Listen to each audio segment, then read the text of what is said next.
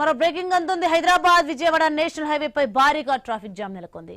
యాదాద్రి జిల్లా చౌటుప్పల్ మండలం కొయ్యలగూడెం సమీపంలో ట్యాంకర్ అదుపు తప్పి పల్టీ కొట్టింది. దీంతో హైదరాబాద్ వైపు వెళ్లే రూట్లో కిలోమీటర్ల మేర వాహనాలు నిలిచిపోయాయి.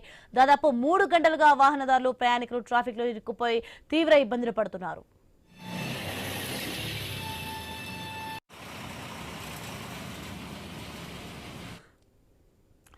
బ్రేకింగ్ న్యూస్ చూస్తున్నాం మనం. హైదరాబాద్ విజయవాడ నేషనల్ హైవే పై భారీగా ట్రాఫిక్ జామ్ నెలకొన్న దృశ్యాలు మనం చూస్తున్నాం. ఇక యాదాద్రి జిల్లా చౌటుప్పల్ మండలం కొయ్యలగూడెం సమీపంలో ట్యాంకర్ అదుపు తప్పి పల్టీ కొట్టింది. ఇక దీంతో హైదరాబాద్ వైపు వెళ్లే రూట్ లో కిలోమీటర్ల మేర వాహనాలు నిలిచిపోయిన దృశ్యాలు చూడొచ్చు. ఇక దాదాపు 3 గంటలుగా అయితే వాహనదారులు ప్రయాణికులు ట్రాఫిక్ లో ఇరుక్కుపోయి తీవ్ర ఇబ్బందులు పడుతున్నారు.